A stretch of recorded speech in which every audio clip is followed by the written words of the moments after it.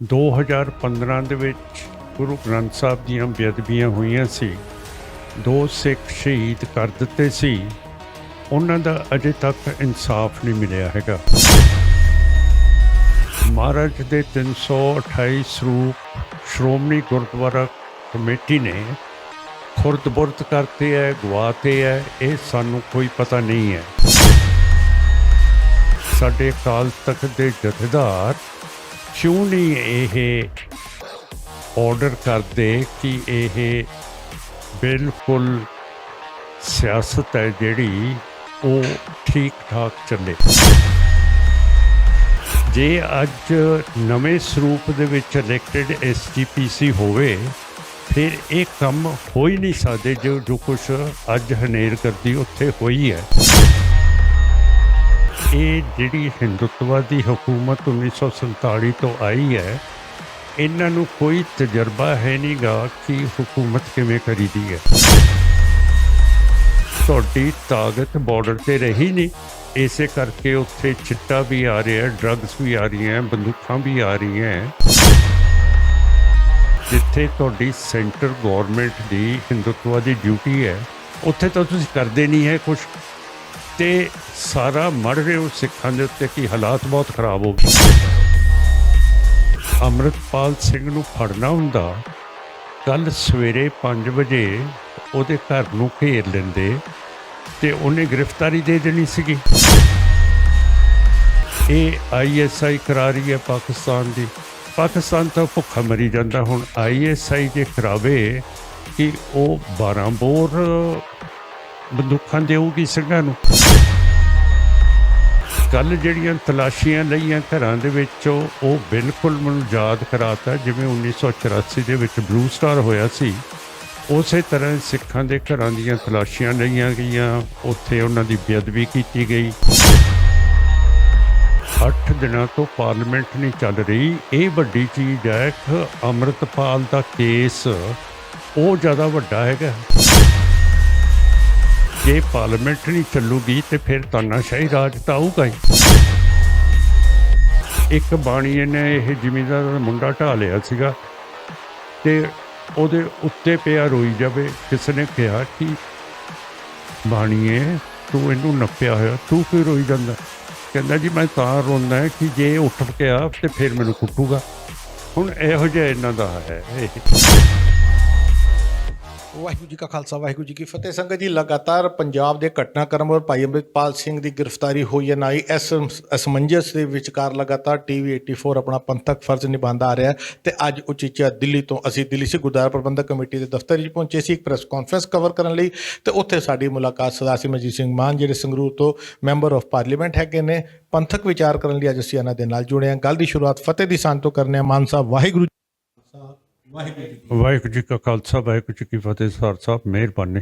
ਮਾਨ ਸਾਹਿਬ, ਜਿਹੜੇ ਮੌਜੂਦਾ ਹਾਲਾਤ ਹੈਗੇ ਨੇ ਪੰਜਾਬ ਦੇ, ਤੁਸੀਂ ਉਹਨੂੰ ਕਿਸ ਨਜ਼ਰੀਏ ਦੇ ਨਾਲ ਦੇਖਦੇ ਹੋ? ਤੁਸੀਂ 84 ਤੋਂ ਬਾਅਦ ਦਾ ਸਾਰਾ ਹੈ, ਅੱਜ ਜਿਹੜੇ ਹਾਲਾਤ ਬਣੇ ਉਹਦਾ ਕੀ ਕਹਿਣਾ ਆਪ ਜੀ?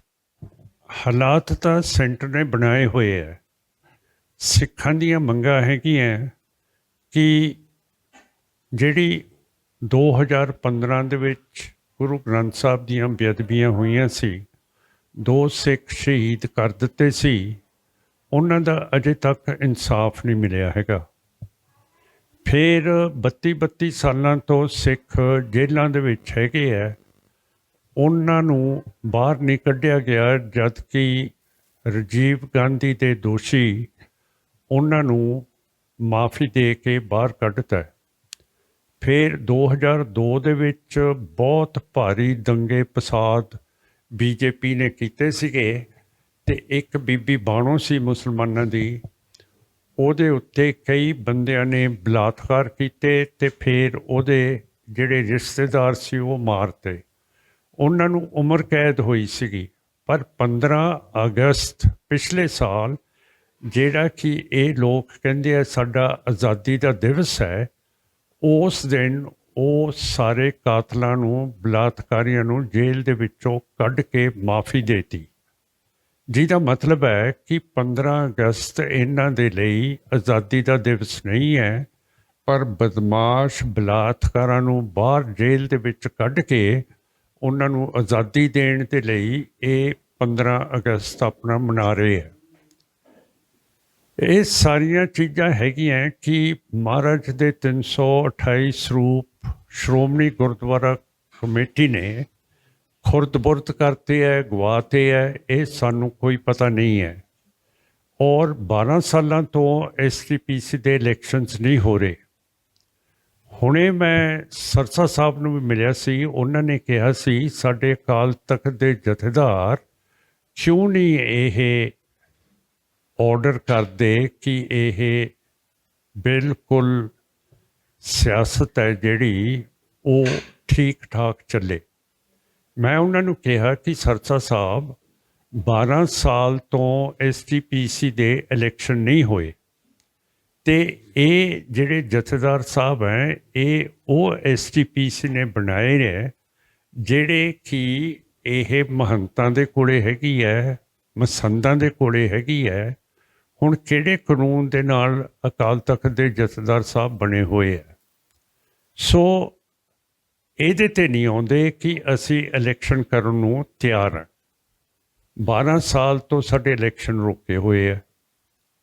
ਇਹ ਸਾਰੀਆਂ ਵੱਡੀਆਂ ਵੱਡੀਆਂ ਆਫਤਾਂ ਸਿੱਖਾਂ ਦੇ ਕੋਲੇ ਹੈਗੀਆਂ ਅਤੇ ਅੰਮ੍ਰਿਤਪਾਲ ਸਿੰਘ ਨੇ ਕੋਈ ਐਸਾ ਕੰਮ ਪਿਛਲੇ ਦਿਨਾਂ ਦੇ ਵਿੱਚ ਨਹੀਂ ਕੀਤਾ ਜਿਹੜਾ ਕਿ ਉਹਦੀ ਕੌਨਵੋਏ ਨੂੰ ਬਣਾ ਕੇ ਅਤੇ ਫਿਰ ਉਹਦੇ 'ਚ ਟੱਕਰਾਂ ਮਾਰੀਆਂ ਸਰਕਾਰੀ ਗੱਡੀਆਂ ਨੇ ਅਤੇ ਲੋਕਾਂ ਨੂੰ ਭਜਾਇਆ ਕਣਕਾਂ ਦੇ ਵਿੱਚ। ਅਤੇ ਜੇ ਅੰਮ੍ਰਿਤਪਾਲ ਸਿੰਘ ਨੂੰ ਫੜਨਾ ਹੁੰਦਾ ਕੱਲ੍ਹ ਸਵੇਰੇ 5 ਵਜੇ ਉਹਦੇ ਘਰ ਨੂੰ ਘੇਰ ਲੈਂਦੇ ਅਤੇ ਉਹਨੇ ਗ੍ਰਿਫਤਾਰੀ ਦੇ ਦੇਣੀ ਸੀਗੀ। ਕੱਲ੍ਹ ਹੀ ਮੇਰੇ ਲੜਕੇ ਇਮਾਨ ਸਿੰਘ ਅਤੇ ਵਕੀਲ ਸਿਮਰਜੀਤ ਸਿੰਘ ਅੰਮ੍ਰਿਤਪਾਲ ਸਿੰਘ ਦੇ ਮਾਤਾ ਪਿਤਾ ਨੂੰ ਮਿਲ ਕੇ ਆਏ ਹੈ। ਉੱਥੇ ਬਿਲਕੁਲ ਅਮਨ ਚੈਨ ਸੀਗੀ, ਚਿੜੀ ਨਹੀਂ ਸੀ ਫੜਕ ਰਹੀ। ਫਿਰ ਕੋਈ ਗੱਲ ਨਹੀਂ ਹੈ, ਇਹ ਜਿਹੜੀ ਹਿੰਦੂਤਵਾਦੀ ਹਕੂਮਤ 1947 ਤੋਂ ਆਈ ਹੈ, ਇਹਨਾਂ ਨੂੰ ਕੋਈ ਤਜਰਬਾ ਹੈ ਨਹੀਂ ਗਾ ਕਿ ਹਕੂਮਤ ਕਿਵੇਂ ਕਰੀਦੀ ਹੈ। ਜੇ ਇਹਨਾਂ ਦੇ ਤਜਰਬੇ ਦਾ ਪਿਛੋਕੜ ਦੇਖੀਏ, ਇਹਨਾਂ ਦੇ ਕੋਲੇ ਯੋਧਿਆ ਸੀ ਜਾਂ ਇਹ ਮਹਾਭਾਰਤ ਦੀ ਗੱਲ ਕਰਦੇ ਆ, ਇਹ ਕਦੇ ਨਹੀਂ ਦੱਸ ਸਕਦੇ ਕਿ ਇਹਨਾਂ ਨੇ ਕਦੇ ਵੀ ਕਿਤੇ ਸਟੇਟ ਦੇ ਉੱਤੇ ਰਾਜ ਕੀਤਾ ਹੋਵੇ। ਸੋ ਇਹ ਐਵੇਂ ਇੱਕ ਮੋਲ ਹਿੱਲ ਦਾ ਇਹ ਮਾਊਂਟਨ ਬਣਾ ਦਿੰਦੇ ਆ ਔਰ ਛੋਟੀ ਜਿਹੀ ਗੱਲ ਨੂੰ ਵੱਡੇ ਪੱਧਰ 'ਤੇ ਲੈ ਜਾਂਦੇ ਆ। ਮੈਂ ਹੁਣੇ ਪਾਰਲੀਮੈਂਟ 'ਚੋਂ ਆਇਆ, ਮੈਨੂੰ ਵੀ ਇਹ ਸਵਾਲ ਪੁੱਛਦੇ ਸੀ। ਮੈਂ ਕਿਹਾ ਚਲੋ ਉੱਥੇ ਤਾਂ ਸਿੱਖਾਂ ਨੇ ਇਹ ਇਸ ਤਰ੍ਹਾਂ ਅੰਮ੍ਰਿਤਪਾਲ ਸਿੰਘ ਦੇ ਉੱਤੇ ਛਾਪੇ ਮਾਰੇ ਹੈ, ਉਹਦੇ ਬੰਦੇ ਗ੍ਰਿਫਤਾਰ ਕਰ ਲਏ ਹੈ, ਪਰ ਅੰਦਰ ਦੱਸੋ ਕਿ 8 ਦਿਨਾਂ ਤੋਂ ਪਾਰਲੀਮੈਂਟ ਨਹੀਂ ਚੱਲ ਰਹੀ। ਇਹ ਵੱਡੀ ਚੀਜ਼ ਹੈ ਕਿ ਅੰਮ੍ਰਿਤਪਾਲ ਦਾ ਕੇਸ ਉਹ ਜ਼ਿਆਦਾ ਵੱਡਾ ਹੈਗਾ ਅਤੇ ਇਹ ਤਾਂ ਤਾਨਾਸ਼ਾਹੀ ਲਾਗੂ ਕਰਨ 'ਤੇ ਆਈ ਹੈ ਸਰਕਾਰ, ਜਿਵੇਂ ਇੰਦਰਾ ਗਾਂਧੀ, ਜਿਵੇਂ ਹਿਟਲਰ ਮੁਸਲਿਨੀ ਨੇ ਲਿਆਂਦੀ ਸੀ ਕਿ ਜੇ ਪਾਰਲੀਮੈਂਟ ਨਹੀਂ ਚੱਲੂਗੀ ਤਾਂ ਫਿਰ ਤਾਨਾਸ਼ਾਹੀ ਰਾਜ ਤਾਂ ਆਊਗਾ ਹੀ। ਇਹਦਾ ਤੁਸੀਂ ਸਾਨੂੰ ਜਵਾਬ ਦਿਓ। ਹੁਣ ਕਹਿੰਦੇ ਆ ਕਿ ਜੀ 12 ਬੋਰ ਬੰਦੂਕਾਂ ਉਹਨਾਂ ਤੋਂ ਮਿਲੀਆਂ, ਇੱਕ ਰਾਈਫਲ ਮਿਲੀ ਹੈ, ਕੋਈ 20 ਕਾਰਤੂਸ ਮਿਲੇ ਹੈ ਜਿਹੜੇ ਲਾਇਸੈਂਸ ਦੇ ਉੱਤੇ ਨਹੀਂ ਸੀ ਚੜ੍ਹੇ। ਫਿਰ ਇਹ ISI ਕਰਾ ਰਹੀ ਹੈ ਪਾਕਿਸਤਾਨ ਦੀ। ਪਾਕਿਸਤਾਨ ਤਾਂ ਭੁੱਖਾ ਮਰੀ ਜਾਂਦਾ। ਹੁਣ ISI ਜੇ ਕਰਾਵੇ ਕਿ ਉਹ 12 ਬੋਰ ਬੰਦੂਕਾਂ ਦੇਊਗੀ ਸਿੰਘਾਂ ਨੂੰ, ਇਹ ਸੋਚਣ ਦੀ ਗੱਲ ਹੈ ਕਿ ਐਵੇਂ ISI ਦੇ ਉੱਤੇ ਇਲਜ਼ਾਮ ਲਾ ਦੇਣਾ ਕਿ ਸਿੱਖਾਂ ਦੇ ਤਲਕਾਤ ISI ਨਾਲ ਹੈ। ਇਹਦੇ ਨਾਲ ਹੀ ਇਹ ਸਾਨੂੰ ਬਦਨਾਮ ਕਰੀ ਜਾਂਦੇ ਹੈ, ਆਪਣੀ ਪੀੜ੍ਹੀ ਥੱਲੇ ਝਾਤੀ ਨਹੀਂ ਮਾਰਦੇ। ਔਰ ਹੋਰ ਬੜੇ ਮਸਲੇ ਹੈਗੇ ਆ ਸਿੱਖਾਂ ਦੇ ਜਿਹੜੇ ਇਹ ਸੋਲਵ ਨਹੀਂ ਕਰਦੇ। STPC ਦੇ ਇਲੈਕਸ਼ਨਸ ਕਿਉਂ ਨਹੀਂ ਕਰਦੇ? ਬਾਹਰ ਦੇ ਮੁਲਕ ਕਿਉਂ ਨਹੀਂ ਇਹਨਾਂ ਨੂੰ ਕਹਿੰਦੇ ਕਿ ਤੁਸੀਂ ਸਿੱਖਾਂ ਦੀ ਜਮਹੂਰੀਅਤ ਖਤਮ ਕੀਤੀ ਗਈ ਹੈ? ਜੇ ਅੱਜ ਨਵੇਂ ਸਰੂਪ ਦੇ ਵਿੱਚ ਇਲੈਕਟਡ SGPC ਹੋਵੇ ਫਿਰ ਇਹ ਕੰਮ ਹੋ ਹੀ ਨਹੀਂ ਸਕਦੇ ਜੋ ਕੁਛ ਅੱਜ ਹਨੇਰਗਰਦੀ ਉੱਥੇ ਹੋਈ ਹੈ। ਜੇ ਨਵੇਂ ਡੈਲੀਗੇਟਸ ਦੇ ਕੋਲੇ ਆਪਣਾ ਸੀਟਾਂ ਆ ਜਾਣ SGPC ਦੀਆਂ, ਜਿਨ੍ਹਾਂ ਦੇ ਜ਼ੋਰ ਜਿਨ੍ਹਾਂ ਦੀ ਗੱਲਬਾਤ ਪਿੰਡਾਂ 'ਚ ਲੋਕਾਂ ਦੇ ਵਿੱਚ ਹੈਗੀ ਹੈ, ਤਾਂ ਫਿਰ ਉੱਥੇ ਇਹੋ ਜਿਹੀ ਬਦਅਮਨੀ ਕਿਵੇਂ ਆ ਸਕਦੀ ਹੈ? ਹੁਣ ਆਮ ਆਦਮੀ ਪਾਰਟੀ ਨੂੰ ਤਾਂ ਅਸੀਂ ਸਾਰਿਆਂ ਨੇ ਵੋਟਾਂ ਪਾ ਕੇ 92 ਮੈਂਬਰ ਦੇਤੇ, ਪਰ ਉਹ 92 ਮੈਂਬਰਾਂ ਦੇ ਵਿੱਚੋਂ ਕਿਸੇ ਨੂੰ ਨਹੀਂ ਪਤਾ ਕਿ ਕਿਹੜੇ ਪਿੰਡ 'ਚੋਂ ਤੁਸੀਂ ਆਉਂਦੇ ਹੋ, ਕਿਹੜਾ ਤੁਹਾਡਾ ਸਰਪੰਚ ਹੈ, ਕਿਹੜਾ ਤੁਹਾਡਾ ਕਾਉਂਸਲਰ ਹੈ, ਕਿਹੜਾ ਕੋਈ ਕੁਛ ਹੈ, ਕਿਹੜਾ ਲੰਬਰਦਾਰ ਹੈ। ਤੋ ਇਸ ਕਰਕੇ ਇਹ ਹਾਲਾਤ ਵਿਗੜੀ ਜਾ ਰਹੇ ਹੈ। ਕੱਲ੍ਹ ਜਿਹੜੀਆਂ ਤਲਾਸ਼ੀਆਂ ਲਈਆਂ ਘਰਾਂ ਦੇ ਵਿੱਚ, ਉਹ ਬਿਲਕੁਲ ਮੈਨੂੰ ਯਾਦ ਕਰਾਤਾ ਜਿਵੇਂ 1984 ਦੇ ਵਿੱਚ ਬਲੂ ਸਟਾਰ ਹੋਇਆ ਸੀ। ਉਸੇ ਤਰ੍ਹਾਂ ਸਿੱਖਾਂ ਦੇ ਘਰਾਂ ਦੀਆਂ ਤਲਾਸ਼ੀਆਂ ਲਈਆਂ ਗਈਆਂ, ਉੱਥੇ ਉਹਨਾਂ ਦੀ ਬੇਅਦਬੀ ਕੀਤੀ ਗਈ। ਕਈ ਬੀਬੀਆਂ ਨੇ ਮੈਨੂੰ ਟੈਲੀਫੋਨ ਕੀਤਾ ਜੀ ਜ਼ਬਰਦਸਤੀ ਪੁਲਿਸ ਸਾਡੇ ਘਰਾਂ ਦੇ ਵਿੱਚ ਆ ਗਈ ਅਤੇ ਬਦਤਮੀਜ਼ੀ ਕੀਤੀ ਹੈ। ਸੋ ਇਹ ਹਾਲਾਤ ਅੱਜ ਪੰਜਾਬ ਦੇ ਬਣੇ ਹੋਏ ਹੈ। ਇਹ ਸਿੱਖਾਂ ਨੂੰ ਸਮਝ ਨਹੀਂ ਸਕਦੇ ਕਿ ਅਸੀਂ ਬਾਰਡਰ ਦੇ ਲੋਕ ਹੈ, ਹਮੇਸ਼ਾ ਸਾਡੇ ਕੋਲੇ ਅਸਲਾ ਹੁੰਦਾ ਹੈ, ਅਤੇ ਤੁਸੀਂ BSF ਸਾਡੇ ਬਾਰਡਰ 'ਤੇ ਲਾਈ ਹੈ। ਤੁਸੀਂ ਸਿੱਖਾਂ ਨੂੰ ਬਦਨਾਮ ਕਰਨ ਦੇ ਲਈ BSF ਸਿਰਫ ਬਾਰਡਰ 'ਤੇ ਰਹਿ ਸਕਦੀ ਹੈ, ਉਹਦੀ ਜੂਰਿਸਡਿਕਸ਼ਨ ਤੁਸੀਂ ਅੰਦਰ ਵਧਾਤੀ ਹੈ 50 ਕਿਲੋਮੀਟਰ ਹੋਰ, ਜਿਹਦਾ ਮਤਲਬ ਹੈ ਕਿ ਤੁਹਾਡੀ ਤਾਕਤ ਬਾਰਡਰ 'ਤੇ ਰਹੀ ਨਹੀਂ। ਇਸੇ ਕਰਕੇ ਉੱਥੇ ਚਿੱਟਾ ਵੀ ਆ ਰਿਹਾ, ਡਰੱਗਸ ਵੀ ਆ ਰਹੀਆਂ, ਬੰਦੂਕਾਂ ਵੀ ਆ ਰਹੀਆਂ। ਤਾਂ ਮੇਰਾ ਕਹਿਣ ਦਾ ਭਾਵ ਹੈ ਕਿ ਜਿੱਥੇ ਤੁਹਾਡੀ ਸੈਂਟਰ ਗੌਰਮੈਂਟ ਦੀ ਹਿੰਦੂਤਵਾ ਦੀ ਡਿਊਟੀ ਹੈ, ਉੱਥੇ ਤਾਂ ਤੁਸੀਂ ਕਰਦੇ ਨਹੀਂ ਹੈ ਕੁਛ, ਅਤੇ ਸਾਰਾ ਮੜ ਰਹੇ ਹੋ ਸਿੱਖਾਂ ਦੇ ਉੱਤੇ ਕਿ ਹਾਲਾਤ ਬਹੁਤ ਖਰਾਬ ਹੋ ਗਏ, ਹਾਲਾਤ ਬਹੁਤ।